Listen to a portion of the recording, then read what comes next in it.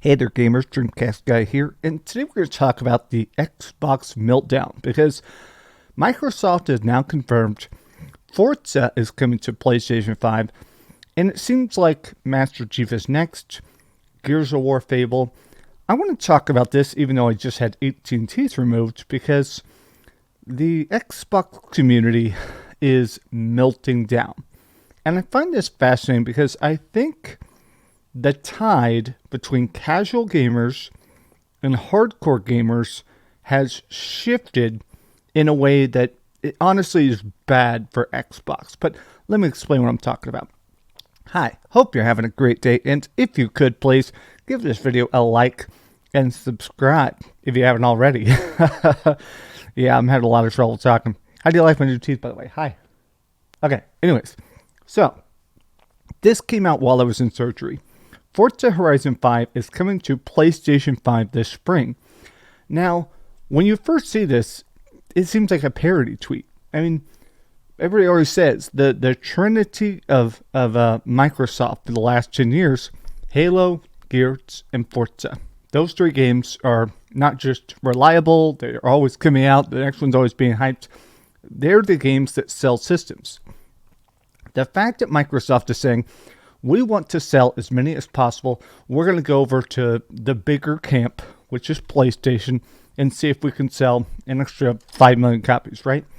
Now, it's crazy because a lot of people are like, okay, Xbox is officially third party. They are now Sega too, which isn't a bad thing. This, to me, is just wild to see. The idea of pre-ordering a Forza game onto PlayStation. Now, a lot of Xbox people are making some pretty good memes. Finally, a good Horizon game on PS5. That's a good joke. Even if you like Horizon, you got to say that's a damn good burn. But I think we're going to be seeing a lot more of this. There's rumors that Halo is next. Yesterday, they did like a live stream where they were saying, hey, we have a big surprise. Everybody was like, please do not announce Halo for PS5. As a fan of the Xbox, the console, I'm playing on Xbox and PlayStation since Xbox 360. I always liked the competition, but each console had its own charm and special games. But if I can play big Xbox hits on PlayStation, what is left for Xbox? Now, I went over to Reddit because I think there's been this disparity up until now where there were casual gamers and there's hardcore gamers. And I feel like the line up until now has typically been how many hours do you play, right? How many games do you buy? How many different games do you beat? How many games do you have a platinum trophy on? But I almost feel like at this point, all gamers are playing more than they used to. I feel like play hours across the board, any console, any system, PC, Nintendo Switch, anything, I think the numbers are going way, way up. I think that now the difference is the informed. I think since everybody's gaming more, I think communities like Reddit, like Blue Sky, like Twitter, like YouTube, I feel like people are now more locked into the conversation. And usually that was the disparity, is hardcore gamers knew what the next release was, they knew release dates, they had stuff pre-ordered, whereas casual gamers, they kind of just went with the flow. They walk into a GameStop, they say, hey, what's the new PlayStation game? And they buy it, right? Now, I do feel like everybody is so plugged in, they can feel the shifting of the tide. And so, when Xbox announces that their biggest game is coming to PS5, now, even the casual gamers, the people that are typically very offline, are saying, okay, why do I have an Xbox? Forza, one of Xbox's flagship exclusive franchises, is now officially multi-platform. Never thought I'd see the day. Now, PlayStation players have both Forza and Gran Turismo. Remember when people used to recommend Xbox for racing games because of Forza? This is an interesting point. Xbox has not been winning awards. It's a point people have been bringing up a lot, is that if you're trying to pick a console, Nintendo wins a lot of Game of the Year awards, Family Game of the Year, all that kind of stuff. PlayStation wins like best narrative experience, best writing with a lot of their exclusives, but Forza has always been the ace in the hole for Xbox. It's been, hey, here's our thing that we make the best racing games. We have Forza, we have the Horizon series. We're always putting out next big racing game. And if you want it, you got to get Game Pass on PC, you got to get Play Anywhere, or you got to get an Xbox. The fact that they're basically saying, hey, here is literally our most award-winning series. We're going to give it to the competition. I do think this is a much bigger deal. And I think a lot of people are taking this seriously. But if PlayStation gives Halo and Gears, the only reason for me to keep me on Xbox are my digital purchases. Yep, exactly the same. Why settle for Xbox when you can get PC, PlayStation, and get Sony games on top of Microsoft? Now, this is another point that I think is great, which is that right now, Sony has also been experimenting for the last couple of years of putting games on PC.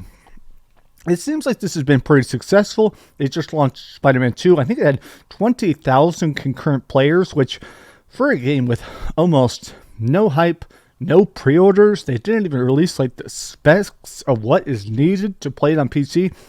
I mean, it's pretty impressive they even hit 20,000 concurrent players on Spider-Man 2. And I think it is a good point that right now, you have to wait a bit longer to play stuff on PC, but it is going to be the version with the best graphics, the best mods, and it's weird to think that now, if you're only a PC gamer, you get everything except Nintendo exclusives eventually. Look at this.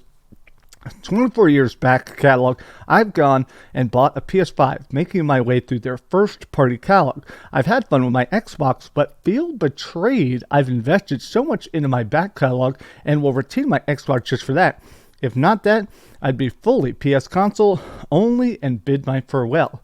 Now, what's crazy to me is that I do think this year is going to get a lot worse.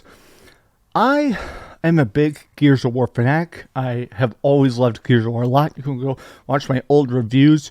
I've given every Gears of War a way higher score than a lot of other reviewers because I've always kind of liked the speed, the pacing, the multiplayer, and I always thought that Gears had a uniquely American vibe. There's a lot of games on PlayStation and Nintendo and stuff that are very much cool JRPGs and have that cool aesthetic, right? Whereas I always felt like Xbox, being a American company, their studios being based in America, I always thought that Gears of War was like that game that, hey, hell yeah, we're just going to have chainsaw guns and one-shot shotguns and stuff, right?